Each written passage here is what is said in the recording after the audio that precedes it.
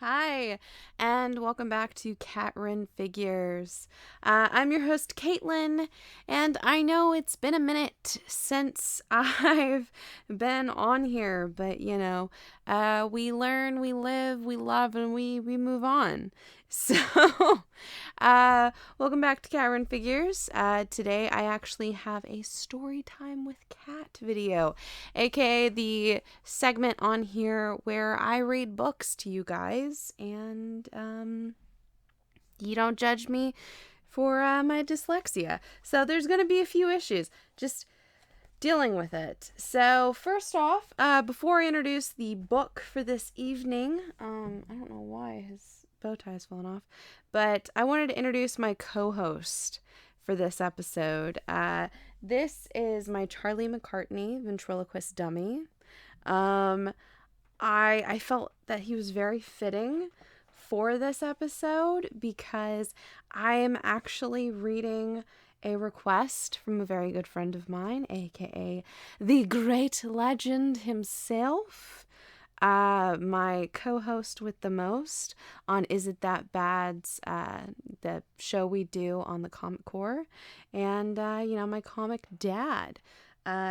And his suggestion, the book that he really wanted to see on the channel, was Goosebumps Night of the Living Dummy by R.L. Stine. So this is actually his favorite Goosebumps book. We did my favorite one last time, which is Horrorland. And this is Night of the Living Dummy. So Slappy and a lot of other iterations of killer ventriloquist dummy or like spooky ventriloquist dummies that are evil, or they do all sorts of randomness and everything just to kind of like scare kids or mess up things and everything. A lot of them are based off of my good buddy right here, Charlie McCartney. So this is not one of the reproduced ones. This is actually one I was lucky enough to find at a local antique shop, and mine's had a little bit of work done, but I think he looks great. I still need to get him a new tux though.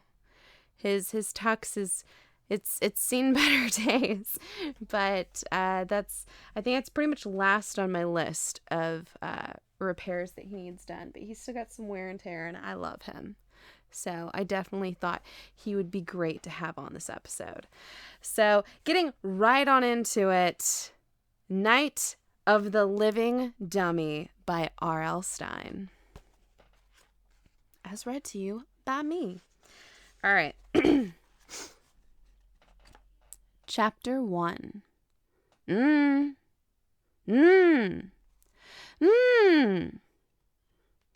Chris Powell struggled to get her twin sister's attention. Lindy Powell glanced up from the book she was reading to see what the problem was. Instead of her sister's pretty face, Lindy saw a round pink bubble nearly the size of Chris's head. Nice one, Lindy said without much enthusiasm. With a sudden move, she poked the bubble and popped it. Hey!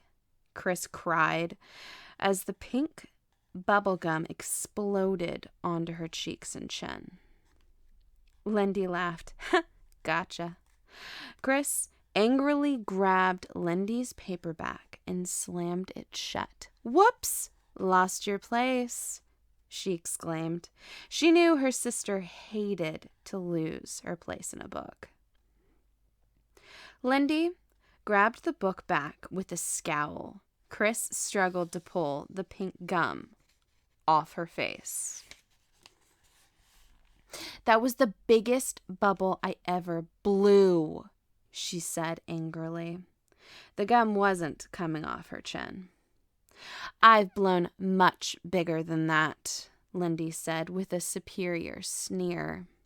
I don't believe you two, their mother muttered, making her way into their bedroom and dropping a neatly folded pile of laundry at the foot of Chris's bed. You even compete over bubble gum? We're not competing, Lindy muttered. She tossed back her blonde ponytail and returned her eyes to her book. Both girls had straight blonde hair, but Lindy kept hers long, usually tying it behind her head or on one side in a ponytail, and Chris had hers cut very short. It was a way for people to tell the twins apart, for they were nearly identical in every other way. Both had broad foreheads and round blue eyes.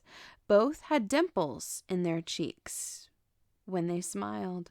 Both blushed easily, large pink circles forming on their pale cheeks. Both thought their noses were a little too wide. Both wished they were a little taller. Lindy's best friend Alice was nearly 3 inches taller, even though she hadn't turned 12 yet. "Did I get it all off?" Chris asked, rubbing her chin, which was red and sticky. "Not all," Lindy told her, glancing up. "There's some in your hair." "Oh, great," Chris muttered. She grabbed at her hair, but couldn't find any bubble gum. "Gotcha again," Lindy said, laughing. "You're too easy." Chris uttered an angry growl. "Why are you always so mean to me?" "Me? Mean?" Lindy looked up in wide-eyed innocence. "I'm an angel. Ask anyone." Exasperated, Chris turned back to her mother, who was stuffing socks into a dresser drawer. "Mom, when am I going to get my own room?" "On the 12th of never," Mrs. Powell replied, grinning. Chris groaned. "That's what you always say." Her mother shrugged. "You know we don't have a spare inch, Chris." She turned to the bedroom window. Bright sunlight streamed through the flimsy curtains. "It's a beautiful day. What are you two doing inside?" "Mom, we're not little girls," Lindy said, rolling her eyes. "We're 12. We're too old to go out and play." "Did I get it all?" Chris asked again, still scrapping pink patches of bubblegum off her chin. "Aw." "Leave it. It improves your complexion," Lindy told her. "I wish you girls would be nicer to each other," Mrs. Powell said with a sigh. They suddenly heard shrill barking coming from downstairs. What's Barky excited about now? I'm sorry, their dog's name is Barky? Okay. That's a little on the nose, but all right. Mrs. Powell fretted. The little black terrier was always barking about something. Why not take Barky for a walk? "Don't feel like it," Lindy muttered, nose in her book. "What about those beautiful new bikes you got for your birthday?" Mrs. Powell said, hands on her hips. "Those bikes you just couldn't live without? You know, the ones that have been sitting in the garage since you got them?" Okay. You don't have to be sarcastic, Mom," Lindy said, closing her book. She stood up, stretched, and tossed the book onto her bed. "You want to?" Chris asked Lindy. "Want to what?" "Go for a bike ride. We could ride to the playground and see if anyone's hanging out at school." "You just want to see if Robbie is there," Lindy said, making a face. "So?" Chris said, blushing. "Go on. Get some fresh air, Mrs. Powell urged. I'll see you later. I'm off to the supermarket. Chris peered into the dresser mirror. She had gotten most of the gum off.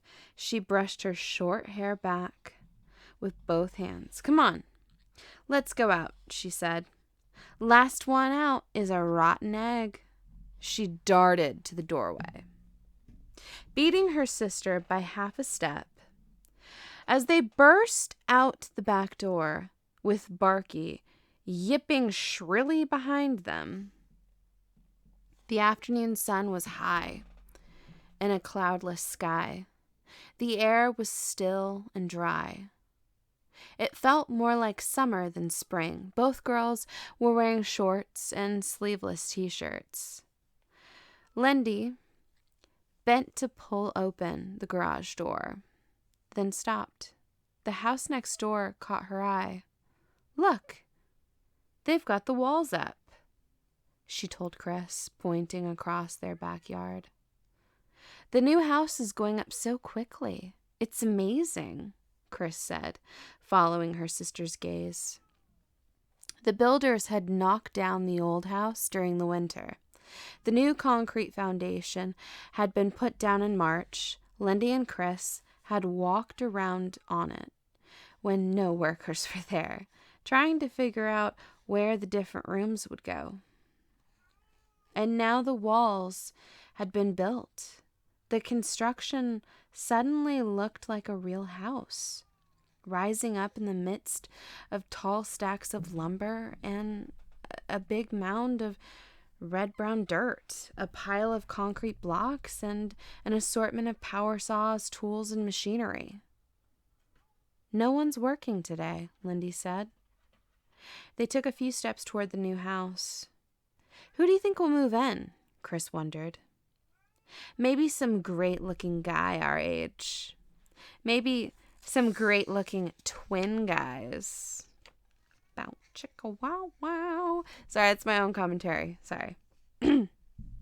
Yuck! Lindsay made a disgusted face. Twin guys? How drippy can you get? I can't even believe you and I are in the same family. Really? Really? You're twin sisters and you're completely disgusted by the concept of twin brothers? Okay. Whatever. Anywho, commentary track over. Chris was used to Lindy's sarcasm. Both girls liked being twins and hated being twins at the same time because they shared nearly everything. Their looks, their clothing, their room. They were closer than most sisters ever get. But because they were so much alike, they also managed to drive each other crazy. A lot of the time. No one's around. Let's check out the new house, Lindsay said. Chris followed her across the yard. A squirrel halfway up the tree trunk of a maple tree watched them warily. They made their way through an opening in the low shrubs that divided the 2 yards. Then, walking past the stacks of lumber and the tall mound of dirt, they climbed the concrete stoop. A sheet of heavy plastic had been nailed over the opening where the front door would go. Chris pulled one end of the plastic up and they slipped inside the house. It was dark and cool inside and had a fresh wood smell. The plaster walls were up but hadn't been painted. Careful, Lindsay warned. Nails! She pointed to the large nails scattered over the floor. If you step on one, you'll get tetanus and die. Wow, that was a lot. You can get a shot for that, but okay. Anyway. You wish, Chris said. I don't want you to die, Lindsay replied. Just get tetanus, she snickered. Ha ha, Chris said sarcastically. This must be the living room, she said, making her way carefully across the front room to the fireplace against the back wall. A cathedral ceiling, Lindy said, staring up at the dark, exposed wooden beams above her head. Neat! This is bigger than our living room, Chris remarked, peering out the large picture window to the street. It smells great, Lindy said, taking a deep breath. All of the sawdust, it's so piney. So piney. They made their way through the hall and explored the kitchen. Are those wires on? Chris asked, pointing to a cluster of black electrical wires suspended from the ceiling beams. Why don't you touch one and find out? Lindy suggested. You first, Chris shot back. The kitchen isn't very big, Lindy said, bending down to stare into the holes where the kitchen cabinets would go. She stood up and was about to suggest they check out the upstairs when she heard a sound. Huh? Her eyes widened in surprise. Is someone in here? Chris froze in the middle of the kitchen. They both listened. Silence. Hold on.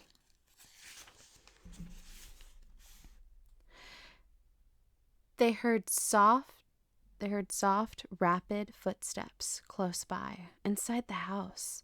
Let's go, Lindy whispered. Chris was already ducking under the plastic, heading out the doorway opening. She leaped off the back stoop and started running toward their backyard. Lindy stopped at the bottom of the stoop and turned back to the new house. Hey, look, she called. A squirrel came flying out a side window. It landed on the dirt with all 4 feet moving and scrambled toward the maple tree in the Powell's yard. Lindy laughed. Just a dumb squirrel. Chris stopped near the low shrubs. You sure? She hesitated, watching the windows of the new house. That was a pretty loud squirrel. Then she turned back from the house. She was surprised to find that Lindy had disappeared. Hey, where'd you go? Over here, Lindy called. I see something. It took Chris a while to locate her sister. Lindy was half hidden behind a large black dumpster at the far end of the yard. Chris shielded her eyes with one hand to see better. Lindy was bent over the side of the dumpster. She appeared to be rummaging through some trash. What's in there? Chris called. Lindy was tossing things around and didn't seem to hear her. What is it? Chris called, taking a few reluctant steps forward toward the dumpster. Lindy didn't reply. Then slowly she pulled something out. She started to hold it up. Its arms and legs dangled down limply. Chris could see a head with brown hair. A head? Arms? And legs? Oh no, Chris cried aloud, raising her hands to her face in horror.